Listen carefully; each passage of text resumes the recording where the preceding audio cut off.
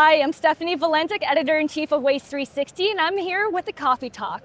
Joining me today is Tequila Smith, the EVP Chief Sustainability Officer of Reworld. How are you today, Tequila? I'm good, Stephanie. Thank you for having me. How are you? Oh, I am excited. We're at another Waste Expo. Last year, Reworld rebranded, had a new identity. We did. What milestones or shifts kind of define this new chapter for the company? It's been a year. Last time we were here, our CEO, Aziz Mohammed, shared with you our excitement around shifting from Covanta to Reworld, and it was all about reimagining waste. It's been fast and furious.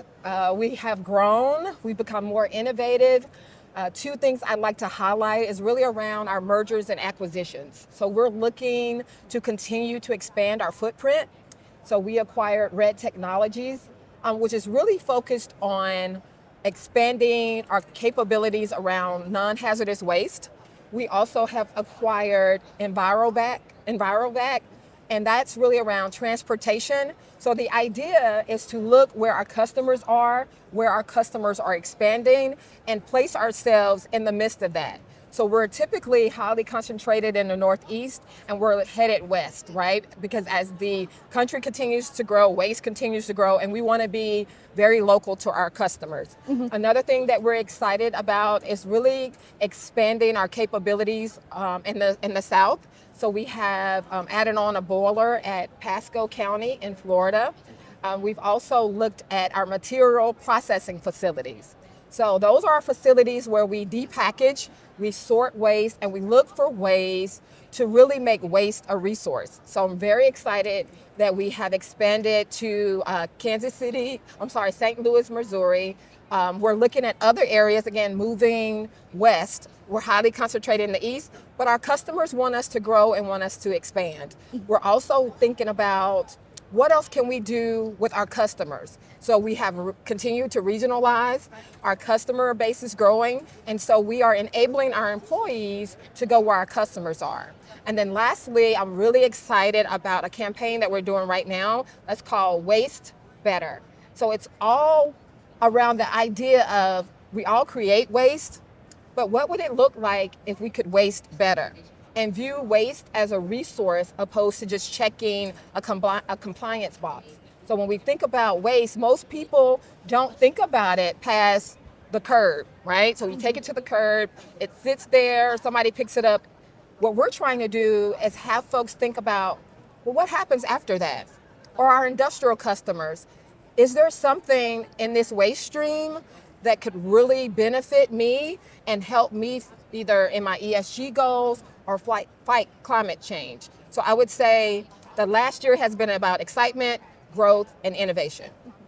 It really sounds like Reworld is really building on that new identity and also creating an impact for its customers. Yes. So we're talking today about how Reworld service lines differ from traditional waste streams. Can you tell me how that's creating a better outcome for customers? Absolutely. So as I mentioned, when our CEO was here last year, we had just kicked off our rebranding.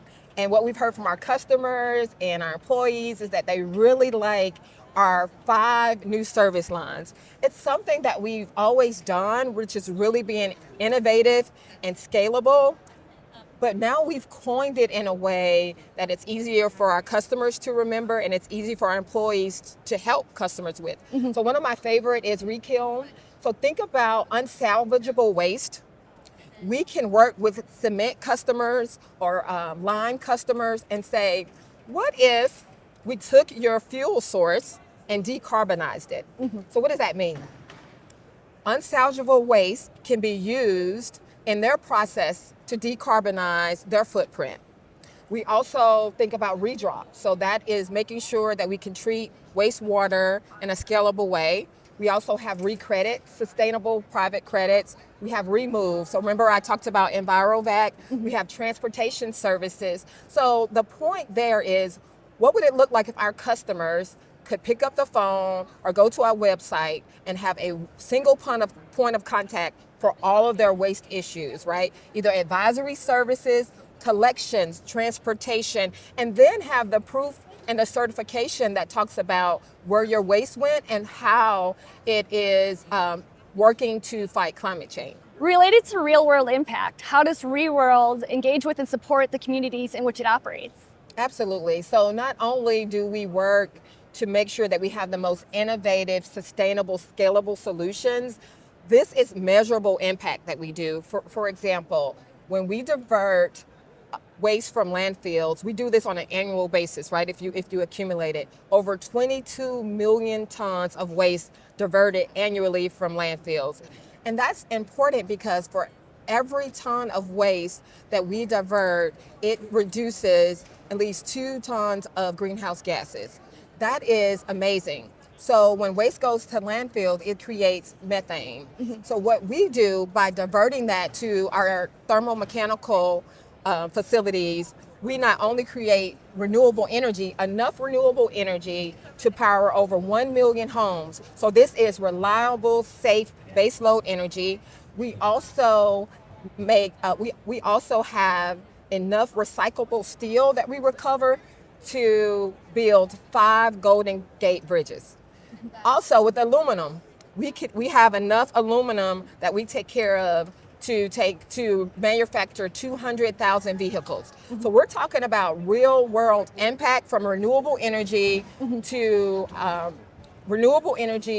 recycling steel and recycling aluminum. So diverting waste creates even more economic and climate benefits. So going along with that real world impact, what does that look like in the communities in which Reworld operates? That's one of my favorite things to talk about, Stephanie. So we talked about how most folks don't think about what happens after the curb. We're proud to say that we take that very seriously, not only from the environmental impact, but think about the jobs that we create. When we think about our employee base, we are very serious and very deliberate and intentional to hire locally. So over 40% of our employees live within a 10-mile radius of our facilities. Why is that important? Our employees want to work where they live. We also want to make sure that we demonstrate that our facilities are innovative and top of line.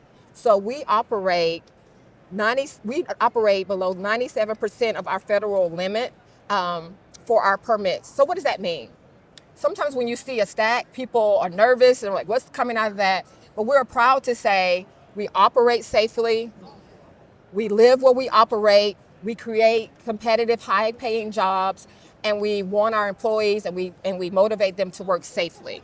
So not only that, but we are partners in the community.